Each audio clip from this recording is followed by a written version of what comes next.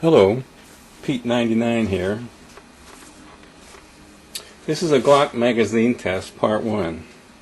My curiosity was piqued by some of the discussions here regarding whether keeping magazines fully loaded or loaded will degrade the magazine's spring force.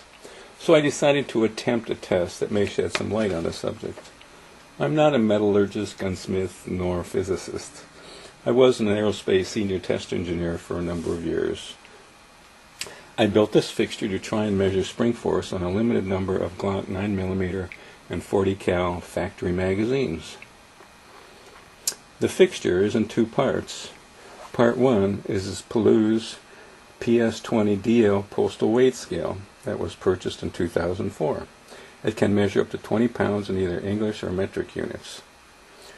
Part 2 is this fixture, and it has a Starrett micrometer that can extend from 0 to ½ an inch. One complete turn will move 25 thousandths of an inch. This is used to push down on the magazine follower a specified distance until this light comes on. Then the force can be read on the scale.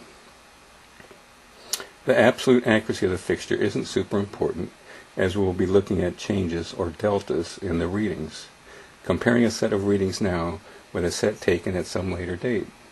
But we can do a quick accuracy check to get a baseline for the scale.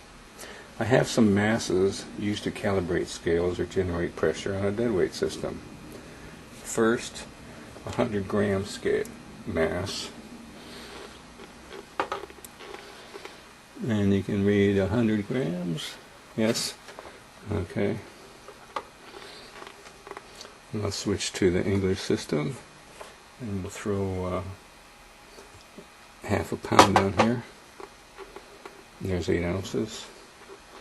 Another ½ pound, 1 pound. And we'll go for the enchilada, 4 pounds. And that's the range that we'll be operating in. So the scale is reasonable.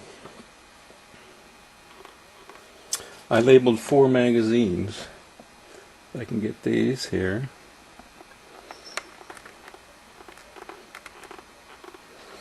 Um, 9mm magazines, 1 through 4, and 4 40 cal magazines. Number 4 9mm magazine was fully loaded a month ago. Number 4 40 cal magazine was just loaded, but I do have before loaded readings on this guy. I added a small length of conductive braid to the lip of each magazine. You can see that. This braid will complete the circuit when the micrometer makes contact with the braid, and the light will come on, at which point we will take a reading off the scale. So I'll try to do a demonstration here.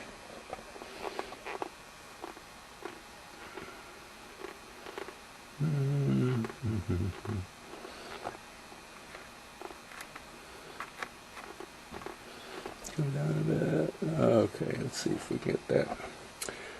So I'm going to position this so it's on that flat portion of the follower. Attach the light. And we're going to zero it. The scale's reading 0. Now I'll start pushing down on the follower. You can see the reading change. When I get to my reference point at the lip,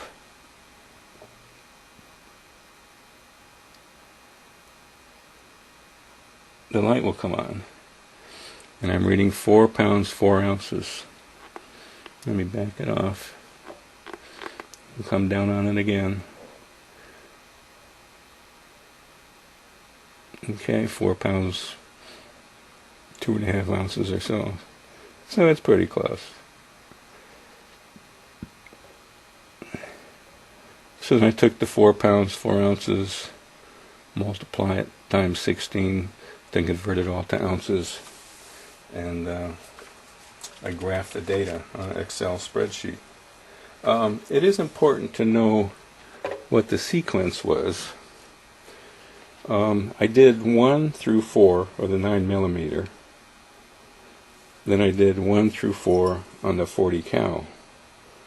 And then I did 1 through 4 on the 9mm again, and 1 through 4 on the 40 cal. That way, each magazine was inserted and removed from the test fixture twice. And so that gives us an idea of the repeatability of the system.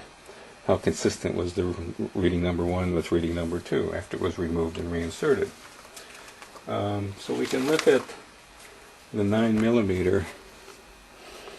If you could see that graph. And these are the magazine numbers, reading 1, reading 2, reading 1, reading 2, and so forth, 1 through 4, and then the force in ounces.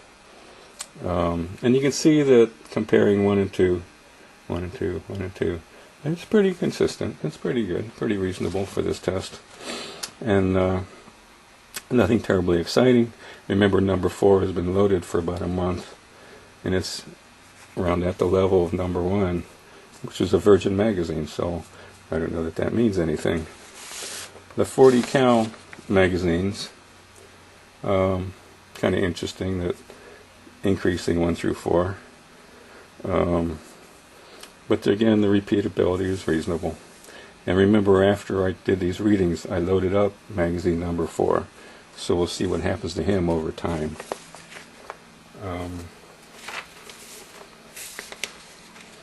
I hope that this makes some sense. And I will repeat these measurements approximately every 2 weeks or so and see what happens. And we'll present the results. Thanks for watching. Post your comments. Support the NRA, and long live the Republic.